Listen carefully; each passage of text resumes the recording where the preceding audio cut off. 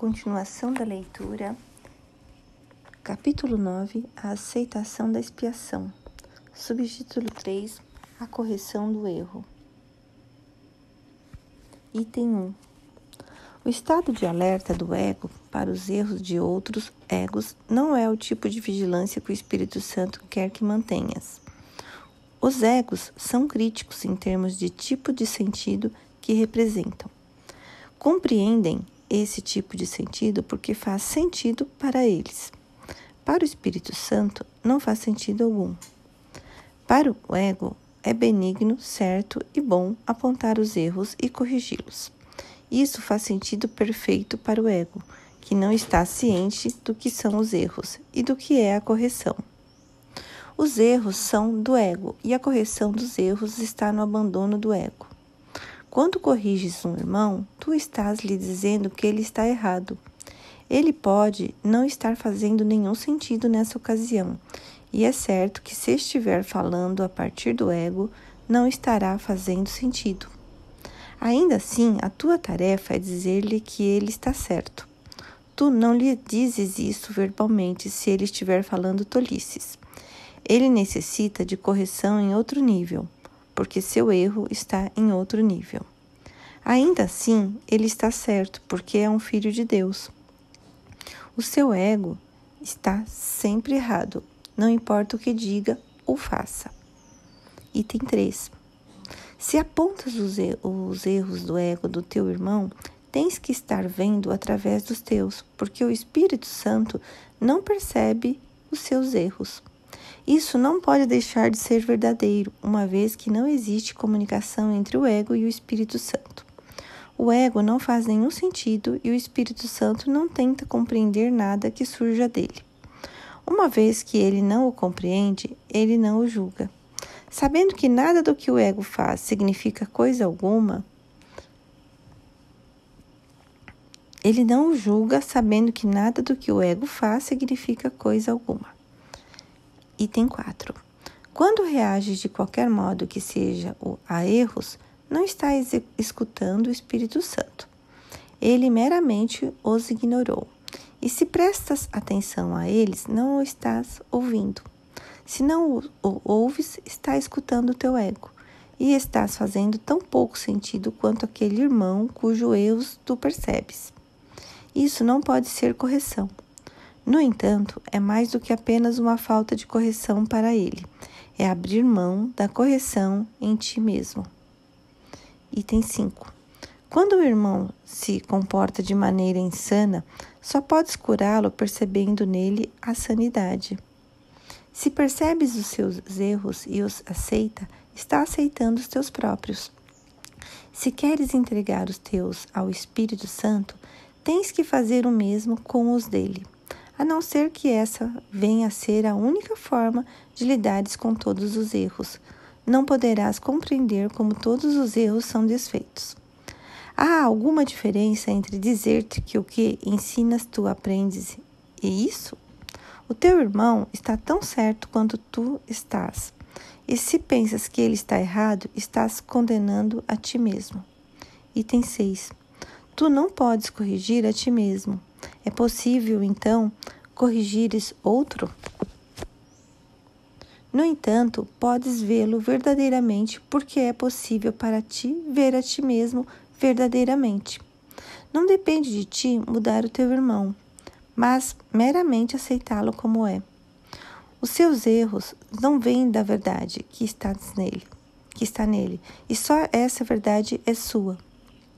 Os seus erros não podem mudar isso e não podem ter qualquer efeito sobre a verdade em ti. Perceber erros em qualquer pessoa e reagir a eles como se fossem reais é fazer com que sejam reais para ti. Não vais escapar de pagar o preço disso. Não podes, não porque estás sendo punido por isso, mas porque estás seguindo o guia errado e, portanto, perderás o teu caminho. Item 7. Os erros do teu irmão não são dele, assim como os teus não são teus. Aceita os seus erros como reais e terás atacado a ti mesmo. Se queres achar o teu caminho e mantê-lo, vê só a verdade ao teu lado, pois vós caminhais juntos. O Espírito Santo em ti perdoa todas as coisas em ti e no teu irmão. Os seus erros são perdoados junto com os teus. A expiação não é mais separada do que o amor. A expiação não pode ser separada porque vem do amor. Qualquer tentativa que faças para corrigir um irmão significa que acreditas que a correção é possível através de ti, e isso só pode ser arrogância do ego. A correção é de Deus, que não conhece arrogância. O Espírito Santo tudo perdoa porque Deus tudo criou. Não assumas a sua função ou esquecerás a tua. Aceita só a função de curar no tempo, porque é para isso que o tempo serve. Deus te deu a função de criar na eternidade. Tu não precisas aprender isso, mas precisas aprender a querer isso. Para tal, foi feito todo o aprendizado. Esse é o uso que o Espírito Santo faz de uma capacidade da qual não precisas, mas fizeste. Dá a ele essa capacidade. Tu não compreendes como usá-la. Ele te ensinará como ver a ti mesmo, sem condenação, por aprenderes a olhar todas as coisas sem ela. A condenação, então, não será real para ti e todos os teus erros serão perdoados. Subitem 4. O plano de perdão do Espírito Santo. Item 1. A expiação é para todos, porque é o caminho para desfazer a crença em que qualquer coisa seja só para ti. Perdoar é não ver. Olha, portanto, para o que está além do erro e não permitas que a tua percepção pare nele, pois vais acreditar naquilo que a tua percepção demonstra. Aceita como verdadeiro só o que o teu irmão é, se queres conhecer a ti mesmo. Percebendo o que ele não é, não serás capaz de conhecer o que tu és, porque o verás falsamente. Lembra-te sempre de que a tua identidade é compartilhada e que o seu compartilhar é a sua realidade. Item 2. Tu tens um papel a desempenhar na expiação, mas o plano da expiação está além de ti. Não compreendes como não ver os erros, ou não os faria. Acreditar que não nos fizeste, ou que podes corrigi-los, sem um guia para a correção, seria meramente persistir no erro. E se não segues esse guia, teus erros não serão corrigidos.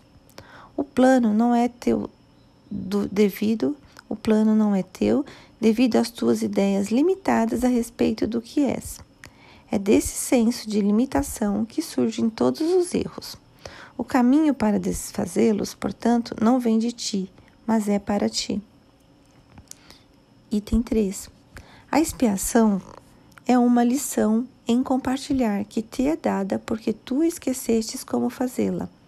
O Espírito Santo apenas lembra de teu uso natural das tuas capacidades, reinterpretando a capacidade de atacar em capacidade de compartilhar. Ele traduz aquilo que fizeste no que Deus criou. Se queres realizar isso através dele. Não podes olhar para as tuas capacidades através dos olhos do ego, pois irás julgá-las como ele as julga. Todo o poder que ela tem para causar dano está no julgamento do ego. Toda a sua utilidade está no julgamento do Espírito Santo. Subitem 4. O ego também tem um plano de perdão, porque está pedindo um plano, embora não o estejas pedindo ao professor certo. O plano do ego, é claro, não faz sentido e não funcionará. Seguindo o seu plano, simplesmente irá colocar-te em uma situação impossível, para a qual o ego sempre te conduz. O plano do ego é fazer com que vejas, em primeiro lugar, o erro com clareza e depois não o vejas. Mas como é possível não veres aquilo que fizeste com que fosse real? Vendo com clareza, tu fizeste com que fosse real e não pode deixar de vê-lo. É aqui que o ego é forçado a apelar para mistérios, insistindo que precisas aceitar o que não tem significado para salvar-te. Muitos tentaram fazer isso em meu nome, esquecendo que as minhas palavras fazem sentido perfeito porque vêm de Deus. Elas têm tanto sentido agora como sempre tiveram, porque falam de ideias que são eternas.